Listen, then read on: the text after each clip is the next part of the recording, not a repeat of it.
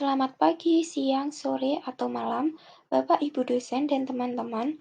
Kami dari kelompok 6 akan membawakan video presentasi mengenai kasus perencanaan pajak atas persediaan.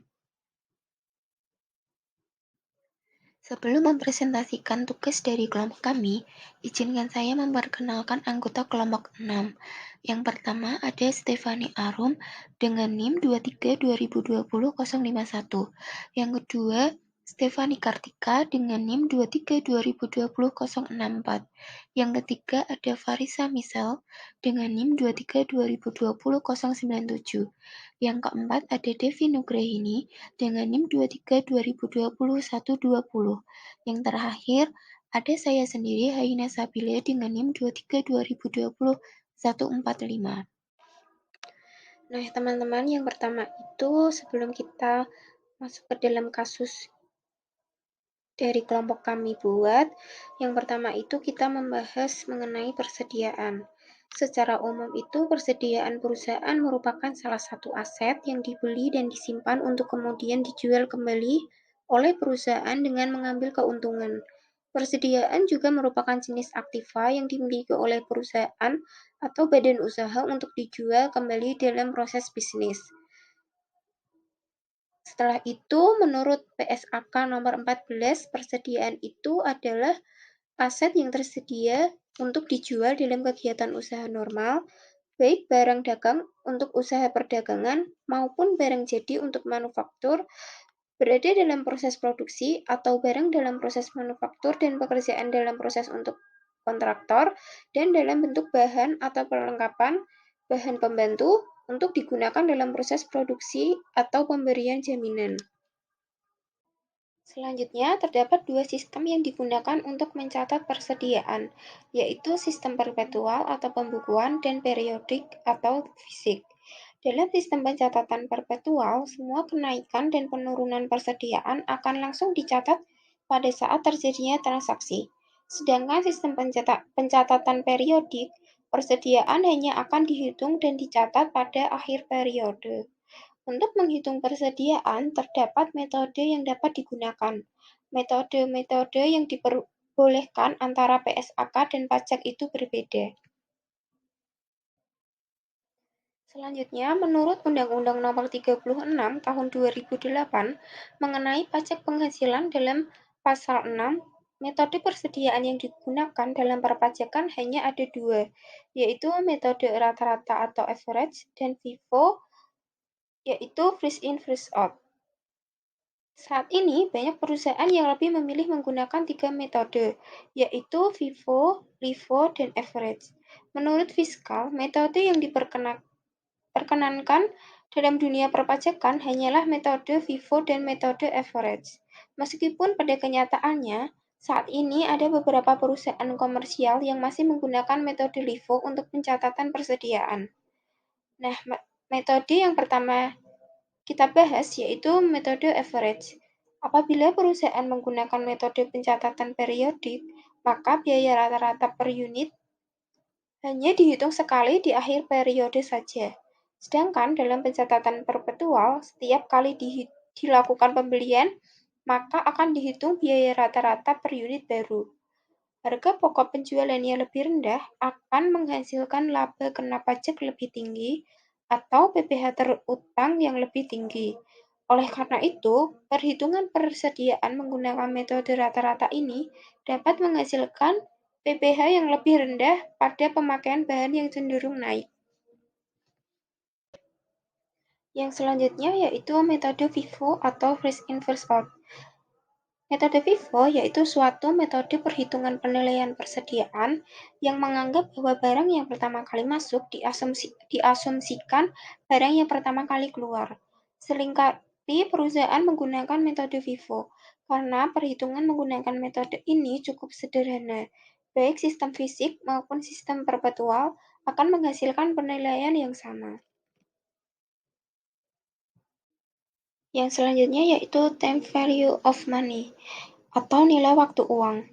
Merupakan konsep yang menyatakan bahwa nilai mata uang yang sekarang akan lebih baik dibandingkan dengan nilai mata uang untuk masa yang akan datang atau dapat dikatakan sebuah konsep yang didasarkan pada perbedaan nilai yang dikarenakan perbedaan waktu. Metode yang digunakan adalah present value atau nilai sekarang dan future value nilai yang akan datang.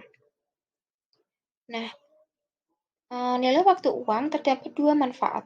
Yang pertama itu membantu dalam menghitung anggaran sehingga para investor dapat menganalisa keuntungan atau kerugian pada sebuah proyek. Yang kedua, dapat digunakan untuk menilai besarnya nilai uang masa kini dan yang akan datang. Contoh kasus perencanaan pajak atas persediaan. Sebuah perusahaan bernama PT Cinta Kasih merupakan suatu perusahaan yang menjual alat transportasi berupa mobil. Berbagai merek mobil dijual oleh PT Cinta Kasih. Transaksi dengan customer tetap maupun tidak tetap terjadi setiap bulannya. PT Cinta Kasih memiliki catatan persediaan selama tahun 2022 sampai tahun 2024. Pada tahun 2022 memiliki saldo awal persediaan per 1 Januari 2022 sejumlah 700 unit dengan harga perolehan 1 miliar 100 juta per unit. Pada 31 Februari 2022 melakukan pembelian sejumlah 300 unit dengan harga perolehan 1 miliar 400 juta per unit. Pada 31 Mei 2022 melakukan penjualan sejumlah 160 unit dengan harga jual 1 miliar 600 juta per unit. Pada 31 Februari 2023 melakukan penjualan sejumlah 150 unit dengan harga jual 1 miliar 600 juta per unit. Pada 31 Mei 2023 melakukan penjualan sejumlah 120 unit dengan harga jual 1 miliar 650 juta per unit. Pada 31 Juli 2023 melakukan penjualan sejumlah 140 unit dengan harga jual 1 miliar 700 juta per unit. Sejumlah 420 unit dengan harga jual 1 miliar 800 juta per unit. Pada 31 Mei 2024 melakukan penjualan sejumlah 150 unit dengan harga jual 1 miliar 850 juta per unit. Pada 31 Juli 2024 melakukan penjualan sejumlah 140 unit dengan harga jual 1 miliar 900 juta per unit. Yang pertama, mengasumsikan bahwa penilaian persediaan PT Cinta Kasih menggunakan metode first in first out, yang berarti unit yang pertama kali masuk adalah unit yang pertama kali dikeluarkan saat terjadi penjualan. Pada FIFO 2022, terdapat pembelian sebanyak 300 unit dengan jumlah harga 420 miliar. Dan terdapat penjualan sebanyak 160 unit dengan jumlah harga pokok penjualan 176 miliar. Didapatkan saldo akhir persediaan sebanyak 840 unit dengan jumlah harga pokok penjualan 1 triliun 14 miliar. Akhir persediaan pada FIFO 2022 menjadi saldo awal bagi FIFO 2023. Pada 2023 terdapat penjualan sebanyak 410 unit dengan jumlah harga pokok penjualan 451 miliar. Didapatkan saldo akhir persediaan sebanyak 430 unit dengan jumlah harga pokok penjualan 563 miliar. Saldo akhir persediaan pada FIFO 2023 menjadi saldo awal bagi FIFO 2024. Pada 2024 terdapat penjualan sebanyak 430 unit dengan jumlah harga pokok penjualan 473 miliar. Didapatkan saldo akhir persediaan sebanyak 0 unit dengan jumlah harga pokok penjualan 0 rupiah. Lalu yang selanjutnya kita akan menghitung saldo persediaan menggunakan metode average. Pada awal tahun 2022 terdapat 700 unit dengan harga 1 miliar 100 juta dan jumlah 770 miliar. Pada tanggal 31 bulan Februari tahun 2022 terdapat pembelian sebanyak 300 unit dengan harga 1 miliar 400 juta dengan jumlah 420 miliar. Lalu saldo persediaan itu menjadi 700 unit ditambah 300 menjadi 1000 dan jumlahnya adalah 770 miliar ditambah 420 miliar yaitu 1.190 miliar. Untuk harga HPP-nya itu didapatkan dari 1.190 miliar dibagi dengan 1000 unit, yaitu 1.190 juta. Lalu pada tanggal 31 Mei tahun 2022 terdapat penjualan sebanyak 160 unit dengan harga 1.190 juta dan jumlah 190 miliar 400 juta. Lalu saldo akhir dari saldo persediaan tahun 2022 adalah 1000 unit dikurangi 160 yaitu 840 unit dan juga jumlah HPP-nya adalah 1.190 miliar dikurangi dengan 190 miliar 400 juta yaitu 999 miliar 600 juta. Pada tahun 2023, jumlah awal saldo persediaan adalah jumlah akhir saldo persediaan pada tahun 2022. Pada tahun 2023, di total ada 410 penjualan, yang berarti adalah unitnya adalah 840 dikurangi 410, sisa 430. Lalu jumlah HPP-nya adalah 999 miliar 600 juta, dikurangi dengan 487 miliar 900 juta, yang tersisa adalah 511 miliar 700 juta. Dan yang terakhir pada tahun 2024 sama dengan tahun 2023, saldo awal persediaan adalah saldo akhir dari saldo persediaan 2023, yang berarti ada 430 unit dengan total HPP 511 miliar 700 juta. Pada tahun 2024 terdapat 430 penjualan dengan total penjualan adalah 511 miliar 700 juta yang berarti saldo akhir dari tahun 2024 adalah 0. Nah, selanjutnya kita masuk dalam perhitungan pajak ya teman-teman. Jadi yang pertama di sini adalah perhitungan pajak untuk metode FIFO. Dimulai dari tahun 2022, untuk penjualannya senilai 256 miliar itu didapat dari total penjualan tahun 2022 dalam contoh kasus awal tadi yang sudah dijelaskan oleh teman saya Stefani Arum. Nah, untuk HPP senilai 176 miliar juga didapat dari perhitungan HPP FIFO, sehingga mendapatkan hasil sebesar 80 miliar. Itu merupakan pengurangan dari penjualan dan HPP. Nah, 80 miliar itu adalah laba kotor ya teman-teman. Selanjutnya beban operasi perusahaan adalah 20 miliar, sehingga laba bersih sebelum pajak adalah 60 miliar.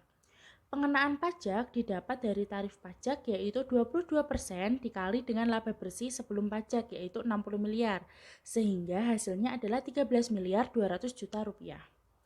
Laba bersih nantinya akan dikurangi dengan pengenaan pajak, maka didapatkan hasil laba setelah pajak yaitu 46 miliar 800 juta rupiah. Oke, untuk tahun berikutnya yaitu 2023 caranya sama, yaitu penjualan didapat dari total penjualan senilai 676 miliar dikurangi dengan HPP senilai 451 miliar sehingga laba kotor perusahaan adalah 225 miliar. Untuk beban operasinya masih sama dengan tahun sebelumnya yaitu 20 miliar sehingga hasil laba bersih sebelum pajak adalah 205 miliar.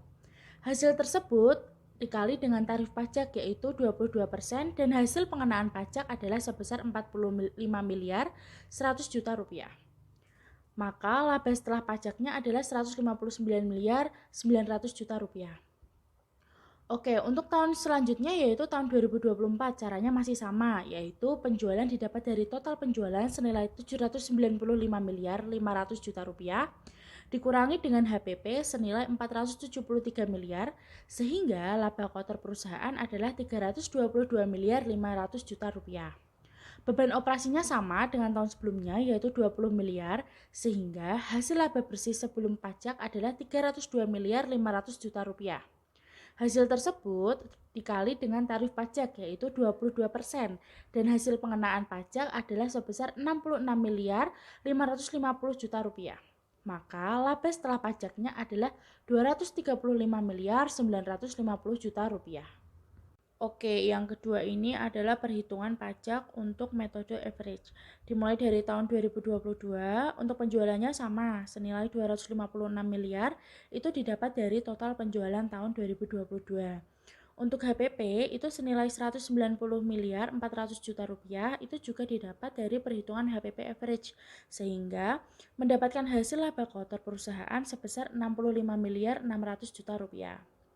Selanjutnya, beban operasi perusahaan adalah 20 miliar, sehingga laba bersih sebelum pajak adalah 45 miliar 600 juta rupiah.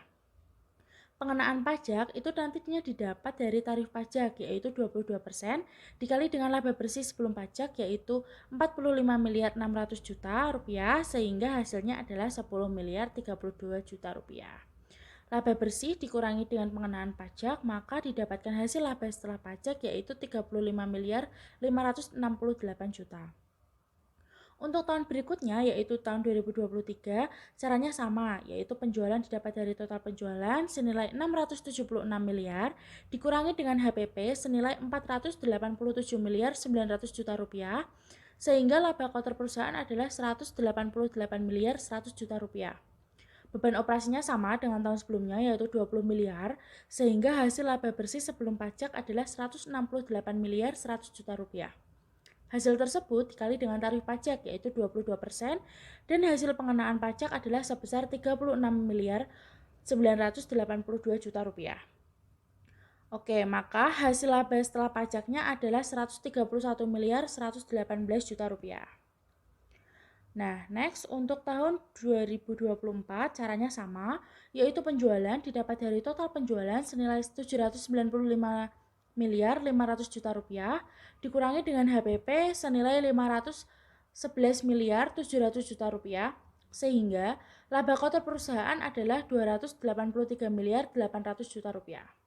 Beban operasinya sama dengan tahun sebelumnya yaitu 20 miliar sehingga hasil laba bersih sebelum pajak adalah 263 miliar 800 juta rupiah. Hasil tersebut dikali dengan tarif pajak yaitu 22% dan hasil pengenaan pajak adalah sebesar 58 miliar 36 juta rupiah. Maka laba setelah pajaknya adalah senilai 205 miliar 764 juta rupiah. Perbandingan jumlah pajak yang dibayarkan antara metode FIFO dan average menggunakan present value, tingkat suku bunga per tahun 10% dan tahun dasar adalah 2022 mendapatkan hasil sebagai berikut. Pada metode FIFO, tahun 2022 hasilnya adalah 13 miliar 200 juta rupiah. Tahun 2023 adalah 41 miliar dan tahun 2024 adalah 55 miliar. Sehingga totalnya adalah 109 miliar 200 juta rupiah. Pada metode average tahun 2022, hasilnya adalah 10 miliar 32 juta, tahun 2023 hasilnya 33 miliar 620 juta, dan pada tahun 2024 hasilnya adalah 47 miliar 963.636 ribu rupiah. Sehingga totalnya adalah 91 miliar 615 juta 636 ribu rupiah. Dari hasil perbandingan tersebut dapat dilihat bahwa pengenaan pajak dengan menggunakan metode average lebih kecil dibandingkan menggunakan metode FIFO. Berdasarkan perhitungan persediaan dari pembahasan kasus tadi, dapat disimpulkan bahwa cara yang tepat untuk menghemat pajak yang akan dibayarkan tergantung pada situasi perusahaan. Jika terjadi inflasi, maka akan lebih baik menggunakan metode average karena beban pajak diratakan setiap tahunnya. Jika dilihat dari nilai present value pajak, ketika terjadi inflasi juga lebih hemat menggunakan metode average. Sedangkan jika perusahaan mengalami deflasi, metode yang tepat digunakan adalah metode FIFO karena nantinya beban pajak akan besar di awal dan setelah itu akan menurun. Begitu juga jika dilihat dari nilai present value. Saat terjadi deflasi dengan perhitungan metode FIFO juga akan lebih meminimalkan pajak. Sedangkan jika perusahaan menggunakan konsep time value of money, Maka akan lebih menguntungkan apabila perusahaan melakukan pembelian persediaan di tahun pertama, karena pada tahun kedua inflasi yang menyebabkan nilai mata uang lebih tinggi, sehingga beban pajak juga menjadi lebih tinggi.